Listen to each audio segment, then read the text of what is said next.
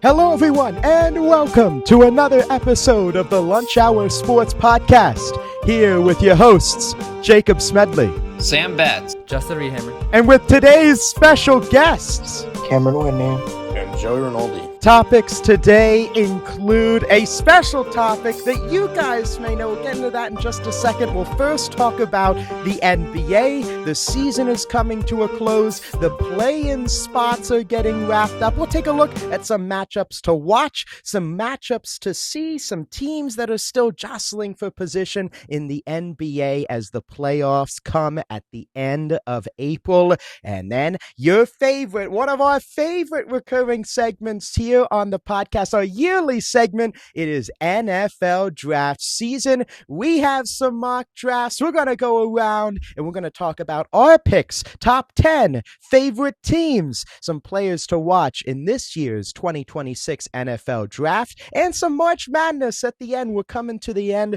both the women's and the men's wrapping up here this coming weekend. We'll take a look at some picks and predictions for the Final Four and the final game. Now, here is Sam Betts. Sam, the NBA, we haven't really talked about the NBA in a while, and some playoff picture clarity. A lot of teams have clinched position. There's some jostling for the play-in. What are you kind of looking for in the NBA right now? Yeah, Jake, it has been a hot minute since we've covered the NBA, and with the season wrapping up, I believe around April 12th, we're getting very close to the playoffs. I believe playoffs start April 14th, so really everything's kind of coming down to the wire right now.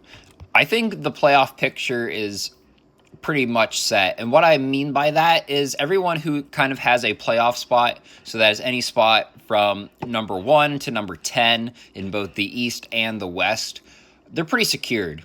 I think right now, I'm not going to dive too much into this, but the Milwaukee Bucks are in the 11th seed. They are 30-47, and they are about 10 games behind the Miami Heat, who are 40-37. Very unlikely that they kind of jump them right now. Same kind of going with the Memphis Grizzlies. They are 25-52, and they're behind the Golden State Warriors, who are 36-41. So I think I can pretty much say any team in that 1 through 10 spot is most likely, unless one of these teams kind of just goes off and starts destroying other teams and the 10th spot teams kind of just start losing every game. I think our playoff picture is pretty much set right now. However, as you kind of alluded to before, there's still some kind of fighting between the teams to see which spot they're going to get or which seeding they're going to get in the NBA playoffs. Jake, what do you want to start with? Do you want to start with the East? Do you want to start with the West? I think gotta start with the Eastern Conference. I mean, right now, like you said, the top 10 seeds, at least the teams that are going to be in the top 10 seeds are set. You've got the Pistons, Celtics, Knicks, and Cavs. They've already clinched a playoff position. But that 5 through 10 range, the Hawks, the Sixers, the Raptors, the Hornets, the Magic, and the Heat, really right now, I know a few days ago they were separated by 3.5 games. Right now, it's 4.5 with the Hawks kind of pushing away right now, but still 4.5 between 5 teams, really. The Raptors, Sixers teetering for the 6-7 spots. Then you've got 8, 9, the 8, 9, 10 right now with the Heat. The Raptors had to sneak that in there right now. But I mean, what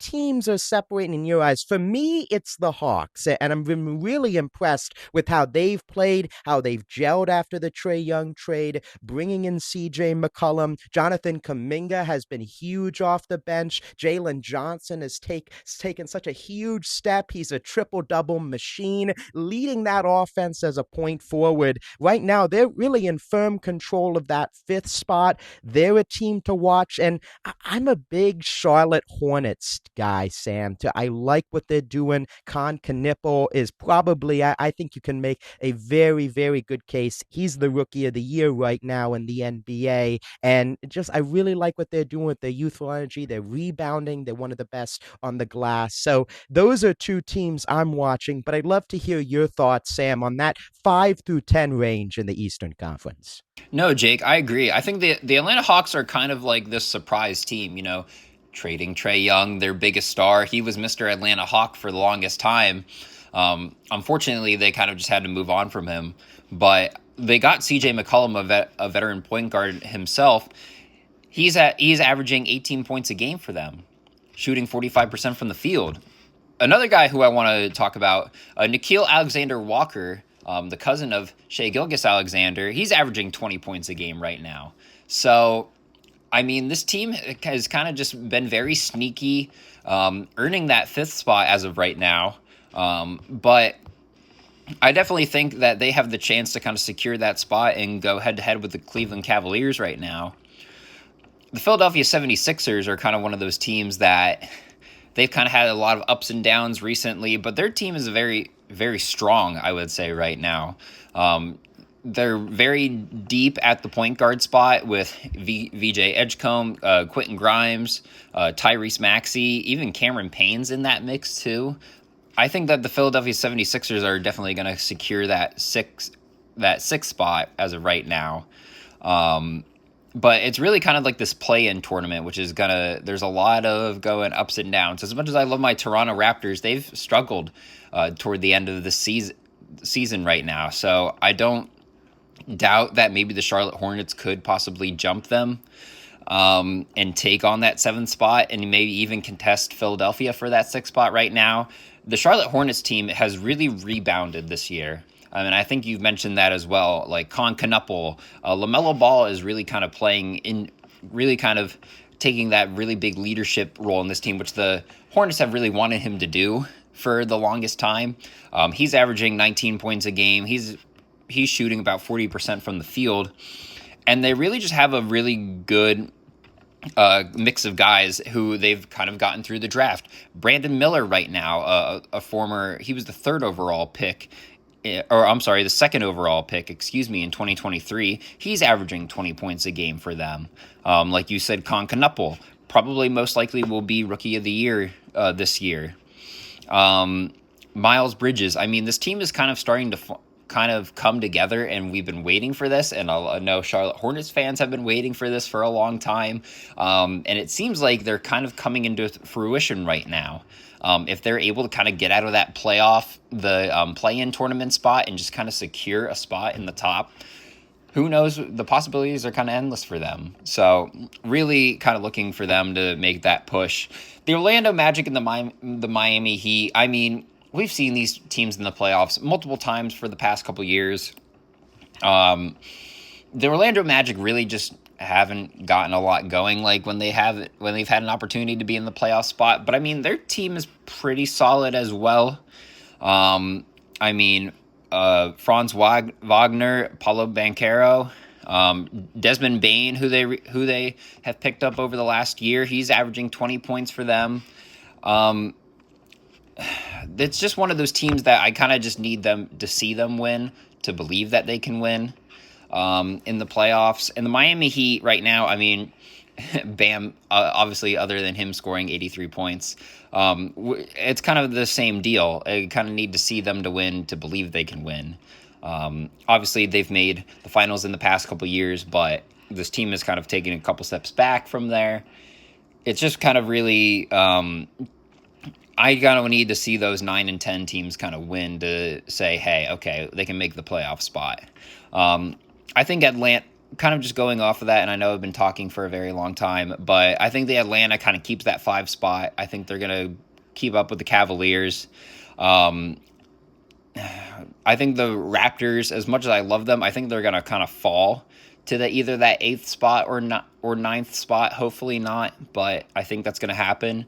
And then I think it's going to really be Charlotte and Philadelphia kind of fighting for that 6th spot, with I think the 76ers keeping that 6th spot for right now.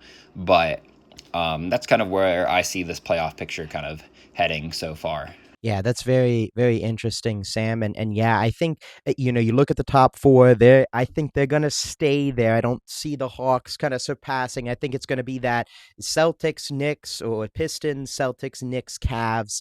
I guess a question for you, Sam, and then we'll go to the Western Conference.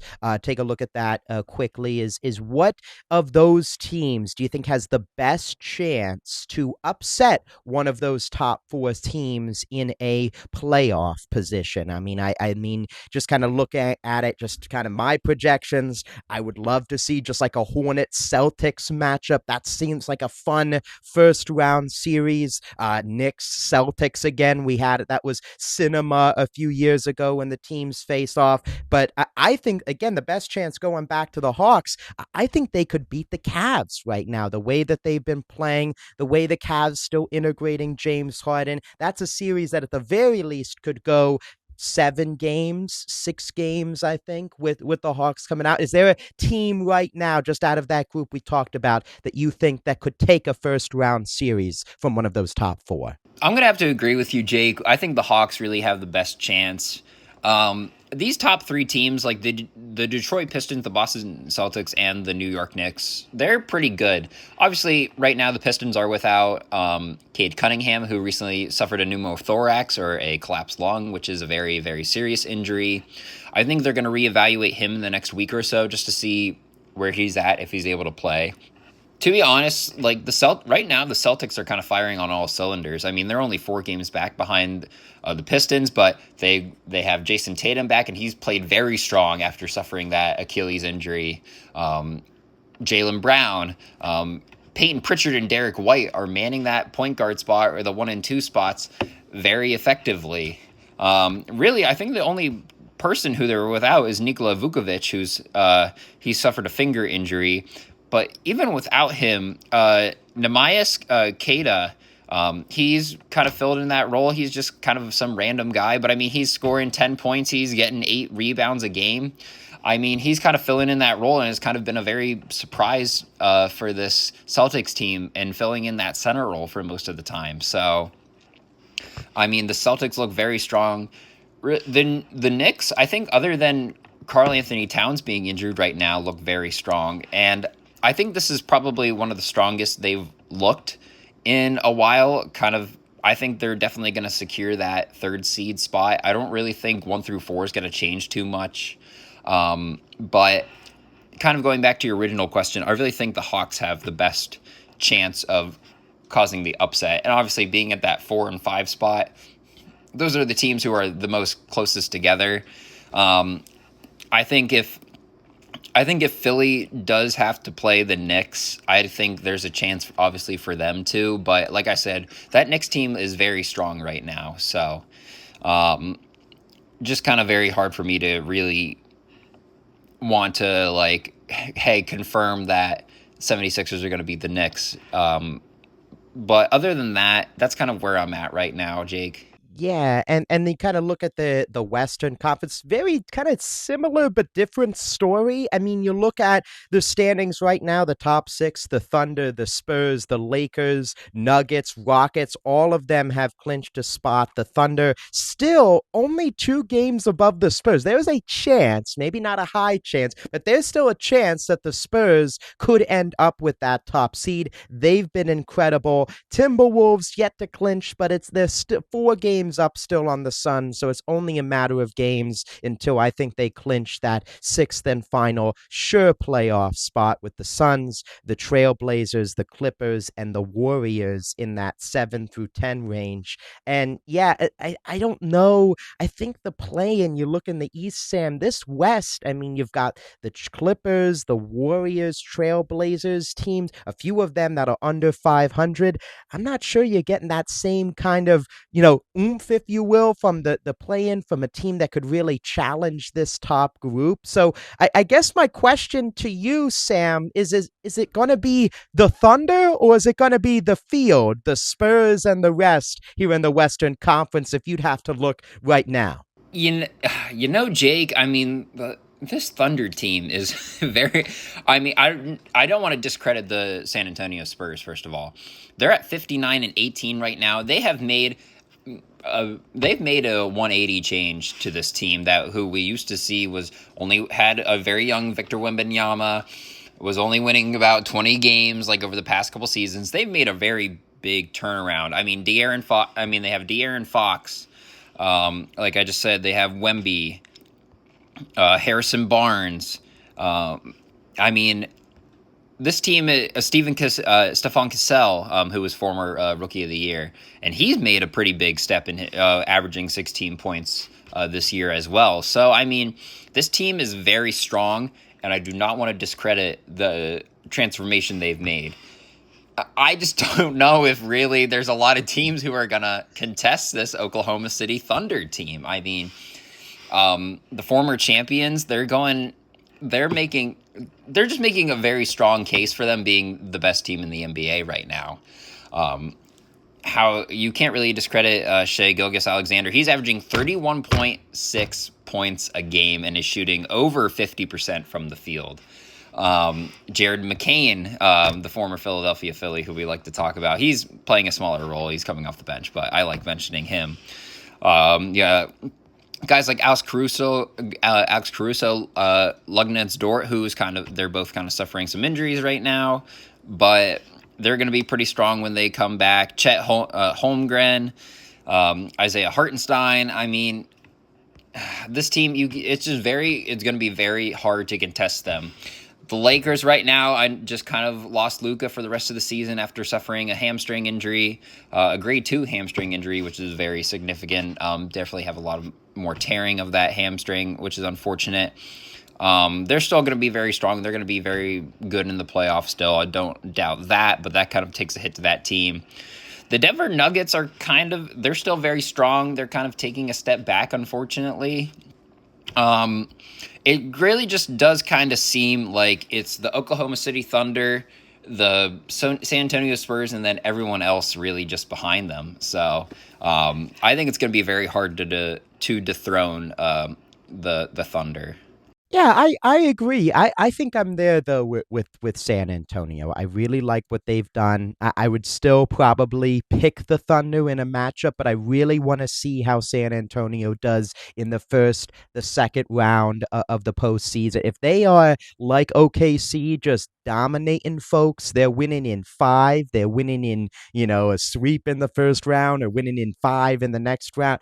I might lean more towards picking them to dethrone. They've shown they can beat the Thunder in the regular season. So yeah, but I would still pick the Thunder over the field in the NBA. We'll talk more about that. As Sam mentioned, the playoffs will begin in the middle of April. We'll finally get some matchups here in a few weeks and dive into that at a later time. Give some picks as well down the line for the finals once we get to that spot. But a sport that is getting ready for the draft here at the end of the month. Teams are starting to reset their trajectories, reset their squads for the upcoming season. It is the 2026 NFL draft after the Seattle Seahawks. We talked about it last time. The champs, they'll be at the bottom of the draft. Teams that are looking to make that jump that the Seahawks made over a few years, it starts here in the NFL draft. Justin, it is our yearly segment, the NFL draft. Our picks, we have them here with some special guests. Take it away, Justin. Thank you, Jacob. As you mentioned, one of the best times of the year, one of our most anticipated episodes. Just like when Sam Betts comes alive for spring training, I come alive when it comes to the NFL draft. So let's get right into it. I have at number 1 the Las Vegas Raiders. They have set up their entire franchise for one player with the signing of Linderbaum, with the moves that they made in free agency. The first pick, the Raiders will take quarterback Fernando Mendoza out of Indiana. And I also have Nate and Peter's draft, since they were not able to be here today, and they as well agree with me, as I assume all the rest of you will too. Yeah, it's pretty unanimous. I agree. Well, I agree. Yep. As someone who's not necessarily the most knowledgeable football person, didn't the Raiders just sign Kirk Cousins? They did. Great observation. That's what I was gonna say. Off-season acquisitions. You mentioned Linderbaum. Oh yeah, they signed Kirk Cousins. Let me Was add a little. Was that an April Fool? Or was that an April Fool's joke? No, that's real. No, it's real. Okay. Let me add a little bit of clarity. I'm just saying they signed him to a 5-year, $172 million. Yes, you're correct. Let me deal. add a little bit of clarity to that. So what they did was they only guaranteed 1 year of that contract. So after that first year, there's no more signing bonus. They could cut him any time and not take any dead cap hit.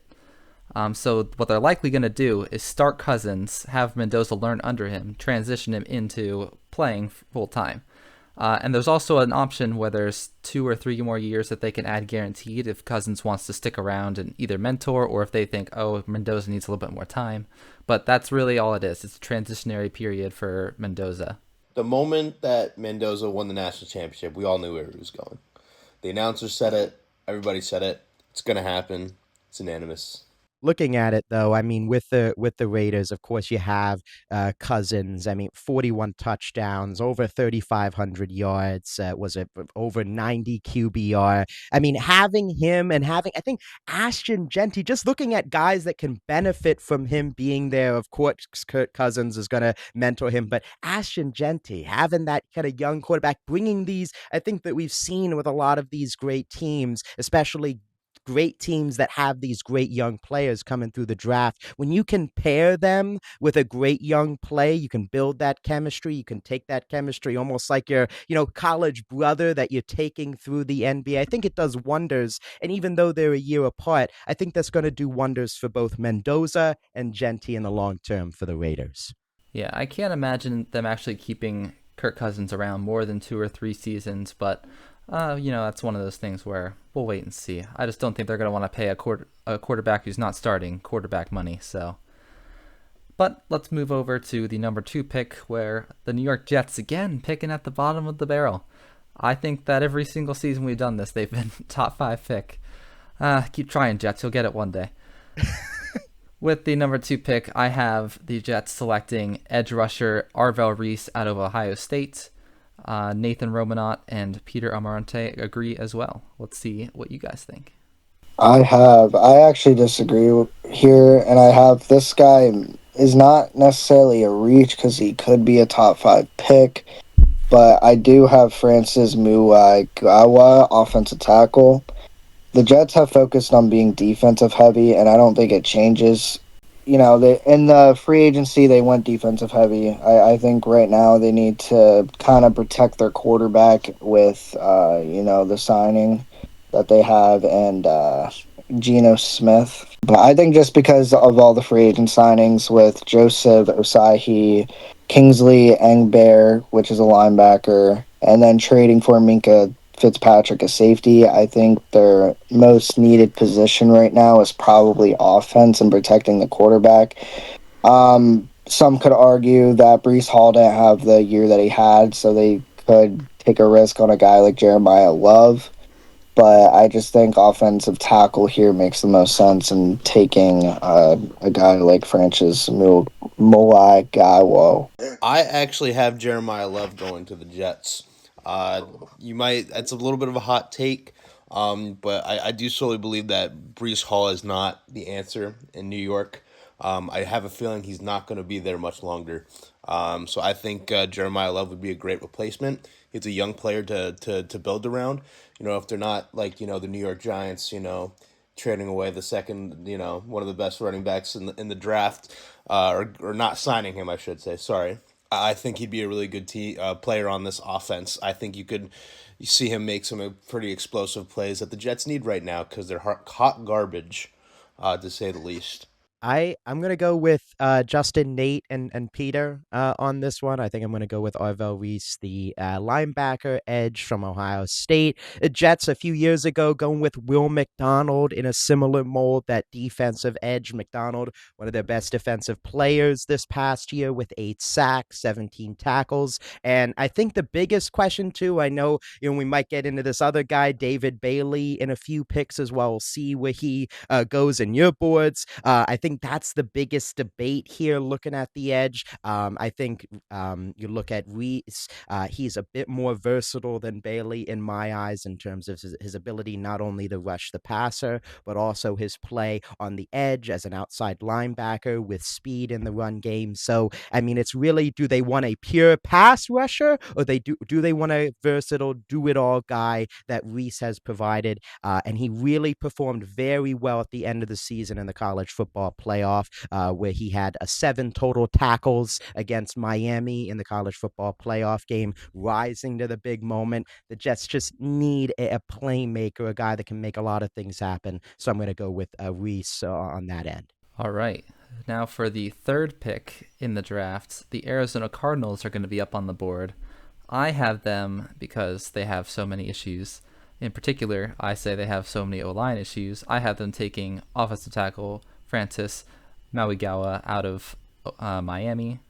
Nathan Romanot agrees with me. Peter, though, disagrees, saying that they will take Ty Simpson, quarterback out of Alabama. So for this pick, I have Arvell Reese, linebacker. I know you guys said he was going to go before, which I can't disagree, but I get why you picked it there. But the Cardinals have more offensive weapons than defense. Players such as Marvin Harrison Jr., Trey McBride, James Conner, Michael Wilson. Now with the additions with Isaac Samalu and Kendrick Bourne, this team can be a difference maker on offense this year. So where do you go? You take the best available linebacker and Arvell Reese and start building a stronger defense, and I think it starts with this guy. Not to mention the best player on this Cardinals defense is Josh Sweat. Why not take defense and have a difference maker with this guy and Arvell Reese? I agree with Justin and Nate on the fact that I think they are going to go offensive linemen. I just, however, have a different offensive tackle. I have Spencer Fano, uh, offensive tackle. Like you said, Justin, they got a lot of pieces that they need on this team, but I think it all starts with the offensive line, especially nowadays. I think you need to start building off that offensive line first. Once you have a good basis for your offensive line, then you can start building around it. Have a quarterback actually, move around in the pocket, make some plays. So I think that's where it starts, and hopefully with Spencer Fanu. I think I'm going to keep it on the offensive line. I'm going to go with Francis Maui Goga as Justin and Nate in unison. Nate, Peter, shout out. We'll shout out those guys. Didn't make it, but we love the picks and the dedication. Recent history, the Cardinals going with defensive playmakers in recent drafts, adding to Jonathan Gannon and that defense, the defensive first head coach. Maui Gawa bringing force on the right side, I think creating more opportunities. They just brought in Tyler Algier from the Falcons as well. Got Sayamalu, as Cam mentioned. So I think bringing in another young guy on that front. I think this is a team that's looking at, I like Peter's kind of ambition for Simpson, but I think they're going to wait it out next year, go into the quarterback, or maybe draft one later in this draft, kind of have let Jacoby Brissett play. Maybe not a great team again. Get another solid pick next year for a quarterback, but yeah, I like they already brought in Sayamalu, Matt Pryor, Wilkinson on the line. So I think adding Mauiga on the line, I think would be a great pick. All right, we'll move to the Tennessee Titans, who, again, interesting team here because they've got a lot of needs. But I think because of the way that my board has fallen so far and with just the volume of free agency additions that they have made at certain positions, they added 2 edge rushers, they added a couple of receivers, I think 3. So I think that they're probably going to lean more towards the playmaker side of the ball here, and I think that they're going to go with running back Jeremiah Love out of Notre Dame. I don't think it's a surprise to say that he doesn't make it outside the top 5 here. And then Peter agrees with me as well, but Nate actually disagrees, saying that he thinks that they will go with David Bailey, the edge rusher. I have David Bailey as well. But again, the Titans were a tough choice. They need work in many different places. But I think just because the Titans defense lacked in ranking, 28th in points allowed and 26th in total yards allowed per game, which is 358 points per game. I think as much as they need work on the offensive side of the ball, I think they should lean more towards the defensive side of the ball and get a difference maker like David Bailey. Well, I am going to go with the offensive line again for the 2 picks in a row here. Tennessee Titans, I think with Cam Ward at the helm, one of the biggest problems they had last year was, staying off the ground. Sack after sack. That offensive line was not great. And Cam Ward needs that ability to extend the play, make plays. So I think beefing up that offensive line will give him a bigger opportunity to show off what he can do. Because, like Justin said, having multiple playmakers going after wide receivers in the past already, I think those would be a great addition so that, again, he can make those plays. My pick for Tennessee, I'm going to go with Jeremiah Love for Notre Dame. I think we're talking about the playmakers, talking about difference makers for Tennessee, and just kind of going back to my idea of pairing good young players, kind of each side of the ball in those skill positions. I think Love provides a dynamic runner to Tony Pollard, who's getting up there in age, Tajay Spears as well, been in the league a while, adding a different playmaker to the mix, a type of, Le'Veon Bell, LaShawn McCoy type of guy. I think that Jeremiah Love can be with his ability to get downhill and create big plays. I understand with Saleh and this kind of place with his defense kind of building up that talent, what he did with the Jets, with Bailey. So I wouldn't be surprised if, Love, as you guys mentioned, goes off the board before, if Bailey is there taking them as well. But I trust Robert Saleh and I trust the Titans. They've gotten some guys in the past. Trevonde Sweat back in 2024 in the later in the rounds. He had 3.5 sacks last year. I trust them later in rounds, getting guys, getting DNs, getting D tackles late in rounds. So you look at the offense, you look at the division that they need to get firepower. So that's why I'm going with Jeremiah Love. Number 5, the New York Giants are going to be on the clock. The next New York team, again, they've been picking a lot in the top 10, so don't worry, guys. You'll figure it out eventually, right? But for me, I think that this is the first time I'm really going with something that maybe is a little unexpected, but not too unexpected. I'm going with linebacker Sonny Styles out of Ohio State at this pick here. And Nate and Peter also tend to agree with me. Nate actually adding a comment in here saying that for the Giants, probably something stupid because it's the Giants. I guess I'll go with Sonny Styles. I went with Sonny Styles as well. As we all know, the Giants' D-line is a problem with players like Dexter Lawrence, Kayvon Thibodeau, and difference makers like Brian Burns. They have added players such as Darnell Mooney to be paired with Malik Neighbors and even rotational guys like Calvin Austin. They have a young quarterback in Jackson Dart and a young running back with Cam Scadaboo. The reason for this pick is because the Giants were ranked 28th overall as a defensive unit last season, even with the scary D-line. I believe they need a defensive guy here, which is why I have picked Sonny Styles. I'm also going defense here for the Giants, but I'm going with German McCoy, cornerback. I think that secondary needs a lot of help there in New York. I think I don't know what their placement was, but they had allowed some of the most passing yards in the league. This is a guy who can go out there, help them out in that aspect, and play good football and play better defense. I'm on the same wavelength with Joe, but almost kind of merging a few different things. You want a linebacker? You want a cornerback? How about a guy that can do both? I'm going to go with another Ohio State guy. I'm going to go with Caleb Downs, number 5 to the Giants safety. Giants, you guys have mentioned it. Excellent job kind of mentioning their offense is set. It's Scadaboo, it's Dart, Neighbors will be coming back as well. I like what they have done with their offensive line, but they need, I'm going to go with a guy, a ball hawk in that secondary, that linebacker. Downs is a guy, a lot of comps have been to Derwin James with the Chargers, a guy that can play like a hybrid linebacker, can come down and play the run. That's just a guy that's going to influence fear in the other team when wide receivers are running over the middle of the field with big hits in the backfield. Just a guy that can fly all over the field. When you have that great defensive line, you have a guy in the secondary that can do it all. He finished the year with 45 tackles, 2 interceptions, 2 forced fumbles, had 16 tackles and 2 forced fumbles in the Big Ten championship game and the CFP first round matchup against Miami, rising to the occasion. I think he gets taken. Or Mawaga, if he does fall, fortify that line. If he falls, I think the Giants could take him, but I'm taking Downs here for the Giants. At 6, we have the Cleveland Browns, another team that keeps showing up. And this time, it's pretty simple for them. what they need is either an offensive tackle or a wide receiver. They're going to pick whatever's available, whatever's best in this draft. And because I had the best offensive tackle going, the next thing on the board for them will be wide receiver Carnell Tate out of Ohio State. But Nathan Romanot actually disagrees with me. He thinks that they're going to take Monroe Feeling, the offensive tackle, and Peter agrees, saying Carnell Tate. I have the same thing as Justin and Peter. I have Carnell Tate as well.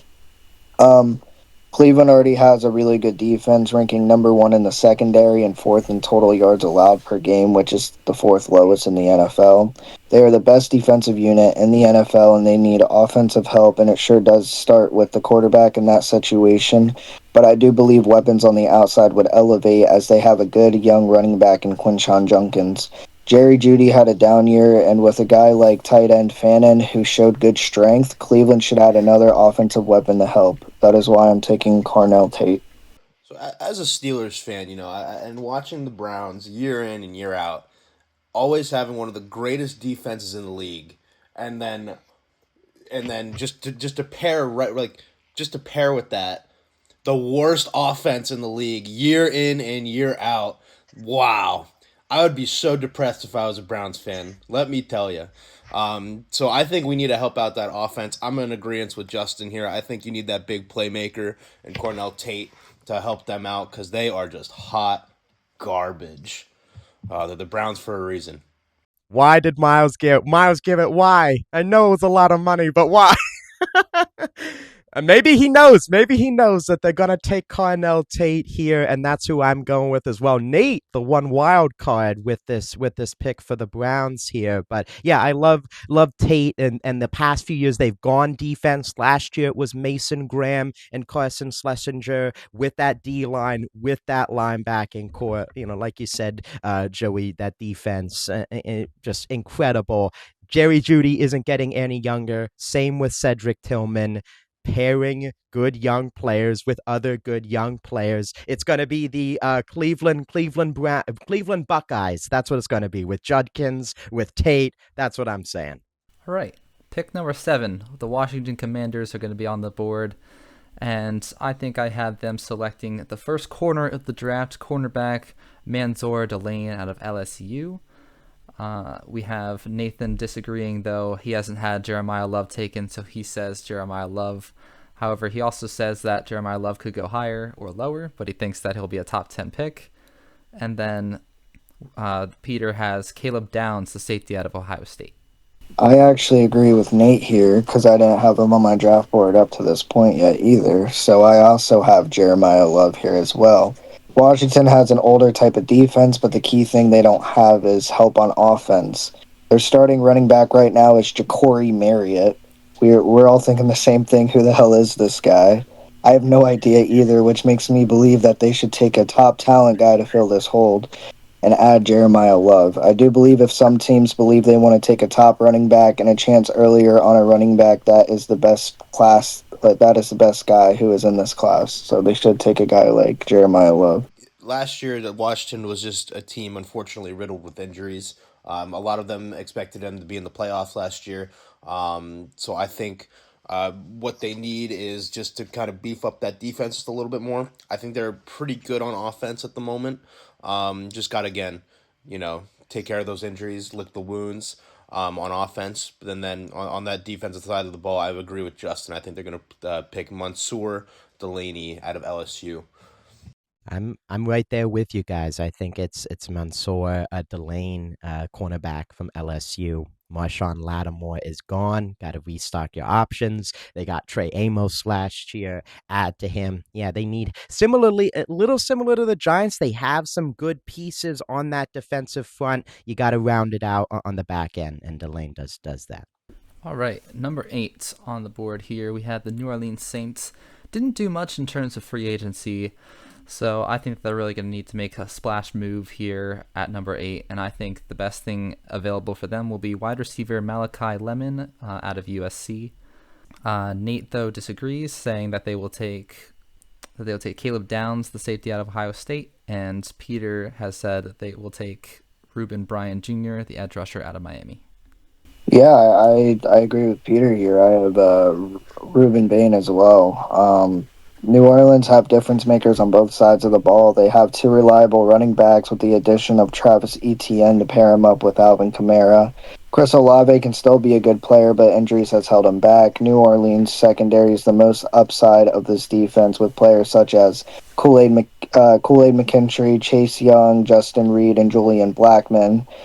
In a class that is more defensive heavy than offensive, New Orleans needs more help on the interior. Pair with Chase Young, and this team can have a good edge rusher. So that's why I went with Ruben Bain. So number 8, since I haven't had him selected yet, Caleb Downs. I think or New Orleans, they need a lot of pieces. They could go either way here. I think on offense or defense. But when you have a good player in Caleb Downs, available at number 8, I think you just got to take him. I'm going to stick with the D end here. I'm going to go with David Bailey, who hasn't gotten selected on my mock out of Texas Tech, talking about him as a very good pure pass rusher. Cameron Jordan is gone. He was really an anchor on that Saints defense. With the retiring there, you can get the next Cam Jordan right here, I think, at number 8 if Bailey falls on my draft. Or Bain. I think either one of them, but I think Bailey in my end is going to go 8. At number 9 here, we have a surprise team, the Kansas City Chiefs. Oh, how the mighty have fallen.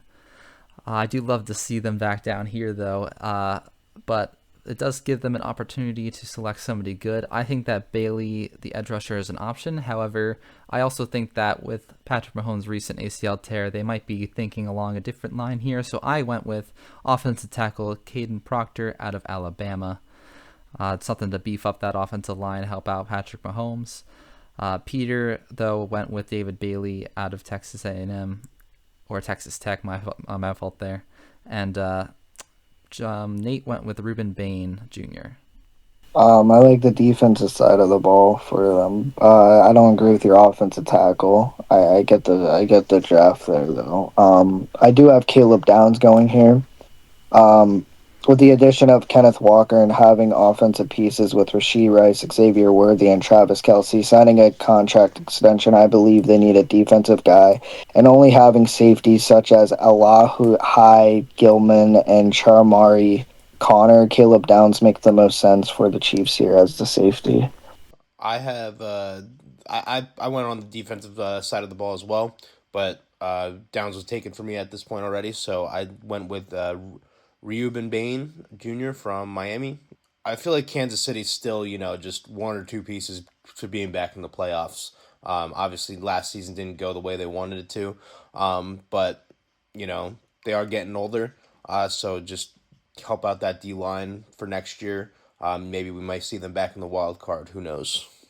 I think for me, I'm going to go linebackers. Sonny Styles is still on my board. I think this is a potential, as you guys mentioned earlier, with his pick a few picks before. I mean, this is an opportunity to be a steal for the draft, especially getting Styles in that ball hawking defense that Steve Spagnuolo likes to play, with that blitzing linebacker that has speed and can play in space. So Styles is still on my board, so I think the Chiefs snag him up here at number 9 if he falls there. All right, and then rounding out our top 10, we have the Cincinnati Bengals.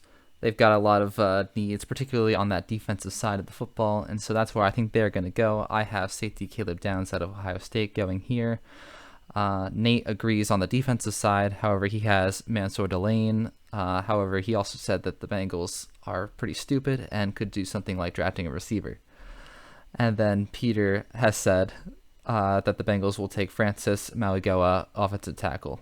Yeah, I mean, I agree with Nate here. I'm Mansour Delane too, but I don't really have a reason on why I took him. I just know that they need help on that defense in many different ways. So I feel like to elevate at least the secondary, I feel like would be important for them. So taking a guy like Mansour would make sense. So, what I think is that, with the exit of Hendricks, him signing with the Baltimore Ravens, I think you need a guy to kind of replace him. Maybe not in the interior lineman, but at least on the edge. So I'm going to go with David Bailey to kind of beef up that D line again. replace that heavy hitter that they had on the D line. Hopefully that he can make an impact for the Bengals. I mean, I hope not as a Steelers fan, but love to see it. Yeah, a few of those AFC North teams with some top 10 picks with the Bengals and the Browns. Yeah, I'm on the same wavelength as Joe here. I'm going to go with Ruben Bain, though, as my pick here, but similar thought process of Hendrickson out. They did sign Deanne Walker last year. There was a lot of, again, dispute with him signing. The cheap Bengals not offering him a contract. He was holding out. I think they're going to double draft, if you will, and draft another D end, like Joey said, to replace Hendrickson. You got to beef up the pass rush. It has to be defense, right? They have to do that, or they won't, and they'll do something stupid. All right, and then we got to our last selection here, which is our favorite teams or team that we want to highlight, depending on how we want to do it. For me, I'm always going to go with the Bills because nobody highlights the Bills. Obviously, they have some big needs at receiver, edge rusher, but I think their biggest need is actually at linebacker. Switching to a 3-4, they need to kind of start getting a couple more depth pieces.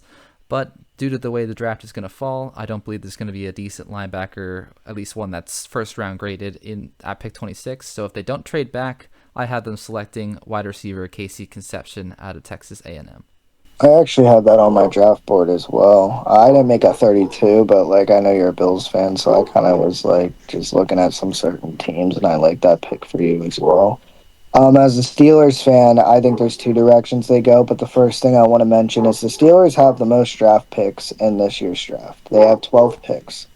And to me, I think if you're the GM, Omar Khan, you should be trading up in the draft and getting a slot receiver who is one of the top receivers in this draft class to pair him with Michael Pittman and DK Metcalf and go after a guy like Mekhi Lemon is what I think they should be doing. But I don't know what they're going to do. It's, they may not trade up, they may not. And if they don't try to trade up for a guy like Mekhi Lemon, I will believe that they will probably go with an offensive line guy to replace Isaac Samalo, since he was a big offensive line guy there, and grab something there.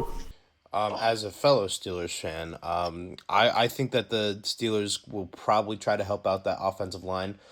Just recently, they've been deciding on whether or not they want to go to a fifth-year option for Jones. They wanted to think about doing that fifth-year option. It looks like they're gearing away towards that. So I think they are looking towards to gear the offensive line up for this upcoming draft. Hopefully, if he falls to us, I would love to take. I had to look up the pronunciation for this. Those Hawaiians, man, their names are just wild. Oliva Vega from Penn State.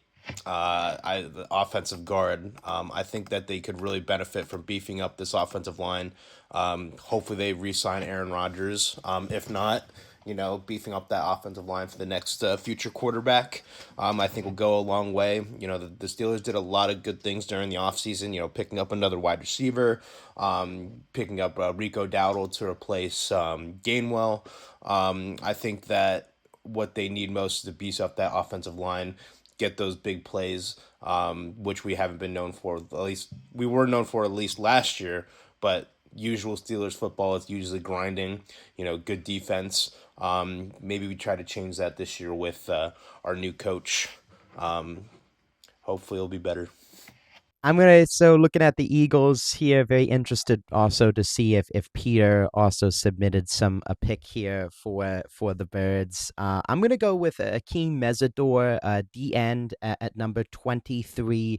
The Eagles have been well renowned to picking defensive end, defensive line with Jalen Carter, with Nolan Smith, Jalen Phillips just leaving to Carolina in free agency for that 5-year contract. So I think this is a direction that they look to kind of fill in that spot, groom him in that Vic Fangio scheme, and just keep that multiple layers of that defensive line going. But one area I think there's so much talk with the Eagles is A.J. Brown and that wide receiver room, where there's smoke, there's fire, is the term that I like to put here. There is a potential brewing, and I think I'm leaning towards he might be in a different uniform by the time the season rolls around. So based on on that. Not sure, again, if the Eagles, like the Bills, are in that spot looking for a wide receiver. If they move up, if someone falls, wouldn't mind, a Jordan Tyson if he falls. Some models have him falling due to injuries. Mekhi Lemon as well, if teams don't look at the postseason performance down the stretch. So you need to keep implementing into that room. Devontae Smith, they got in Hollywood Brown so far in the offseason as kind of a third, fourth wide receiver. So, yeah, I think that's where they go. I think they'll go D-end, but a wide receiver, there's something going on there, and I think you need to fill that room if he's going to be out the door. Well, Peter actually disagrees on both fronts. He has Emmanuel McNeil Warren, the safety out of Toledo. I don't have an explanation. That's just what he picked. Okay. All right. Interesting. Thinking different ways. All right. Team to watch. I just wrote down a team to watch here as well. I know another team in addition to the Eagles keeping it in the division, the Dallas Cowboys, not only their division rival, want to see what they do, but they have 2 picks in a 10-pick span. So, yeah, very interested to see what they do with those cornerbacks, edge, how they kind of build out that defense. So, just a little aside too. That will do it for our NFL Draft Yearly segment. Don't worry, next year we'll have it again, and we'll see how the draft plays out. We'll be watching along. Did one of us get the perfect draft? Justin is the accuracy king. He's changing it up. You change it up, right, Justin? You change up the strategy. My strategy is a little different this time. We'll see how that shakes out. Final segment here. March Madness coming to an end, guys, both on the men's, the women's side of wrapping up. Just want to talk about this women's side of matchup coming up now. South Carolina versus UCLA. The South Carolina, the Gamecocks taking down UConn in the Final Four matchup. UCLA with the victory as well, getting to the championship game. And then on the men's side, Arizona versus Michigan, Illinois and UConn. Guys, any thoughts on the bracket as a whole, on the final games as well? All I know is my brackets are cooked. Well, yes. Mine as well, Joe. Mine as well. Yes, my big brackets are cooked, yes. But I currently have a second chance bracket at 100%, so let's go. There we go. Hey, second chance. Everyone, maybe some people deserve a second chance. Justin is one of those people with his bracket. The brackets get a second chance. Sam, just joining us again. Sam, the March Madness. How is your bracket? What is your? We'll do some predictions here because we have the championship games on both ends here coming up. Your thoughts on March Madness? Yeah, well, my bracket's been atrocious so far, to say the least. It's gotten better. It's gotten better as time has gone on. I'm actually at 42.4% accurate. So, and I have Arizona winning right now. So I'm still alive currently, as we speak. My Final Four is not very much correct at all. I had Duke and Florida going on. That obviously did not happen at all. It is UConn and Illinois. And then I have Arizona. It was supposed to be against Iowa State. That also did not happen at all. They are playing Michigan. So I am currently kind of in jeopardy right now. I'm in danger of having none of my prediction be kind of wrong. And it was supposed to be wrong because it was going to be Arizona against Duke for the national championship. So I'm just kind of holding out for Arizona to keep me going, keep me alive in the bracket right now. If we're looking at our group, I am currently in 9th place, which is funny because someone is in front of me who had Purdue winning them, and they are in 5th. So I am unwell currently, but that's okay.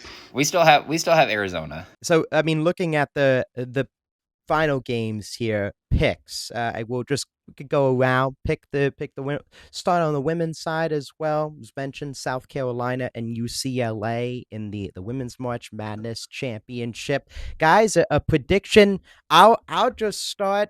I'll go with South Carolina and Dawn Staley, what she's been able to do with that squad over the past few years, just taking down undefeated UConn in the Final Four. Who plays so great as a collective defensively as well. That's who I have in the women's side of the bracket. Yeah, I don't think you can not talk about women's college basketball without talking about Dawn Staley at all. I'm going to have to go with University of South Carolina as well. They've always had such a strong team over the past couple of years. I would have to go with them if I had to pick one. I'll agree with you guys as well. I would agree with South Carolina. I know nothing about basketball, but I'll agree. Yeah, I think if you're taking down a team that hasn't lost in like 4 years, yeah, you got to go with the team that took them down. And then on the men's side, I know Sam, it sounds like, has his stake in Arizona, but we have the Final Four: Arizona, Michigan, Illinois, UConn. For me, I think it comes down to Arizona, UConn, a battle of Huskies, a battle of Wildcats here. I think Arizona comes out on top. I think the balanced scoring, their defense. I think that a lot of people talking about that Arizona-Michigan game being a championship-esque. It is a semifinal, but kind of battle with those two teams the way they've dominated. So I think the winner's going to come out of that matchup, and I think Arizona wins, and I think they're going to win the whole thing. All right, interesting, very interesting. I have in my perfect bracket here, I must point out that this could be the future that I'm about to tell you guys. So be careful. But I have UConn moving on into the final.